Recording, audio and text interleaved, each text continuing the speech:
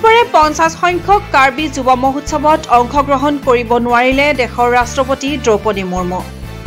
বতৰৰ বিধি পথালিৰ বাবে শ্বিলঙৰ পৰা ভ্ৰমণ বাতিল কৰিবলৈ বাধ্য হ'ল ৰাষ্ট্ৰপতিগৰাকী। ৰাষ্ট্ৰপতিগৰাকীৰ অহাক লৈ অধীৰ অপেক্ষাৰে ট্ৰালাংছৰ মহোৎসৱস্থলীত অধীৰ অপেক্ষাৰে বাট চাই আছিল কাৰ্বি আংলঙৰ লক্ষাধিক লোক আৰু আয়োজক কাৰ্বি কালচাৰেল ছ'চাইটি। আমাৰ বাবে এটা খুব দুখৰ বিষয় যে প্ৰায় 1 লাখতকৈ অধিক লোক ভাৰতৰ ৰাষ্ট্ৰপতি দ্ৰৌপদী মুৰ্মু ডাঙৰীয়ানীৰ ভাষণ শুনিবলৈ আৰু কাৰ্বি যুৱ মহোৎসৱৰ এই সোণালী জয়ন্তী অনুষ্ঠান উপভোগ কৰিবলৈ উপস্থিত আছিল। কিন্তু কাৰ্বি আংলঙৰ পাহাৰৰ ওপৰত আজি খুব ঠিক ক্লাউড এটা জমা হ'ল। শ্বিলঙৰ পৰা আহিব পাৰে কিন্তু কাৰ্বি আংলঙত অৱতৰণ কৰিব নোৱাৰে। গুৱাহাটীৰ পৰাও ৰাজ্যপাল মহোদয় আহিব নোৱাৰিলে, শ্বিলঙৰ পৰাও ৰাষ্ট্ৰপতি মহোদয়া আহিব নোৱাৰিলে।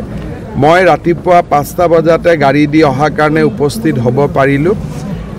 দুখ লাগিলে ইমান ডাঙৰ উৎসৱ এটা অনুষ্ঠিত হৈছিল, তথাপিতো ৰাষ্ট্ৰপতি মহোদয়াই ইয়াত দিবলগীয়া ভাষণটো শ্বিলঙতে বাণীবদ্ধ কৰি আমালৈ পঠিয়াই দিছে।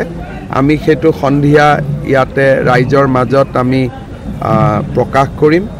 কাৰ্বি পৰম্পৰাগত সাজ পোছাকেৰে ৰাষ্ট্ৰপতিগৰাকীক আদৰিবলৈ সাজু হৈ আছিল শিল্পীসকল। পুৱাৰ পৰাই সমগ্ৰ ডিফু চহৰৰ লগতে ট্ৰালাংছৰ মহোৎসৱস্থলীত অসমৰ বিভিন্ন প্ৰান্তৰ আৰক্ষী অৰ্ধসামৰিক বল মজুত কৰি এক প্ৰকাৰ অভেদ্য নিৰাপত্তা বেষ্টনী গঢ়ি তোলা হৈছিল। ৰাষ্ট্ৰপতিগৰাকীৰ অনুপস্থিতিত অনুষ্ঠিত হোৱা সভাখনত অসম বিধানসভাৰ উপাধ্যক্ষ ডক্টৰ নুমল মমিন, মন্ত্ৰীদ্বয় যোগেন মোহন, বন্দিতা গাৰ্লুচা, বিধায়কসকল বিদ্যা সিং ইংলেণ্ড, দৰসিং ৰংহাং, কাৰ্বি আংলং স্বায়ত্তশাসিত পৰিষদৰ মুখ্য কাৰ্যবাহী সদস্য ডক্টৰ তুলিৰাম ৰংহাং, KCSৰ সভাপতি চন্দ্ৰ সিং ক্ৰকে প্ৰমুখ কৰি গণ্যমান্য ব্যক্তিসকল উপস্থিত থাকে। KCSৰ সভাপতি চন্দ্ৰ সিং ক্ৰয়ে আদৰণি ভাষণ প্ৰদান কৰে। ৰাষ্ট্ৰপতিগৰাকীৰ অনুপস্থিতিত অসমৰ মুখ্যমন্ত্ৰী ডক্টৰ হিমন্ত বিশ্ব শৰ্মাই মুখ্য অতিথিৰ ভাষণত ৰাষ্ট্ৰপতিগৰাকী অনুকূল বতৰৰ বাবে ট্ৰালাংছৰ মহোৎসৱস্থলীত আহিব নোৱাৰাত দুখ প্ৰকাশ কৰে। ভৱিষ্যতে ৰাষ্ট্ৰপতিগৰাকীক পুনৰ ট্ৰালাংছ মহোৎসৱত অনাৰ প্ৰতিশ্ৰুতি প্ৰদান কৰে।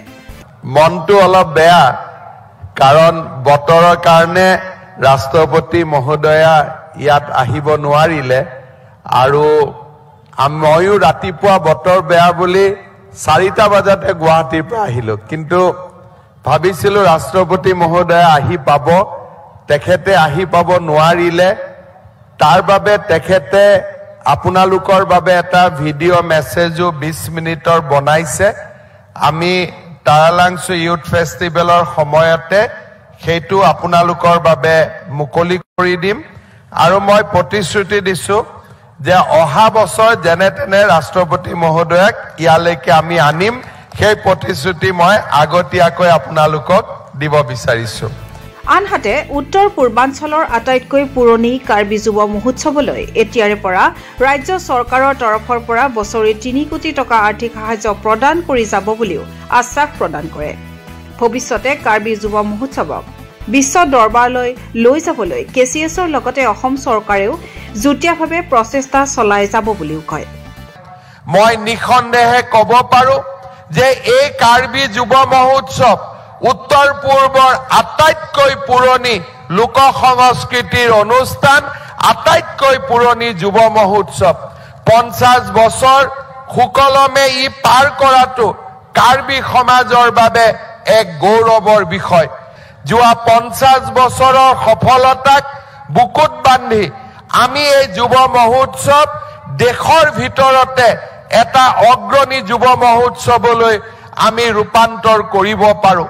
আজিৰ সভাতে মই আপোনালোকক আনুষ্ঠানিকভাৱে জনাব খোজো যে এতিয়াৰ পৰাই কাৰ্বি যুৱ মহোৎসৱক যাতে ভাৰতৰ ভিতৰতে এক শ্ৰেষ্ঠতম যুৱ মহোৎসৱলৈ আমি লৈ যাব পাৰোঁ, তাৰ বাবে এতিয়াৰ পৰা অসম চৰকাৰে কাৰ্বি যুৱ মহোৎসৱ পালন কৰিবলৈ প্ৰতি বছৰে 3 কোটি টকাৰ এটা আৰ্থিক সাহায্য আগবঢ়াব।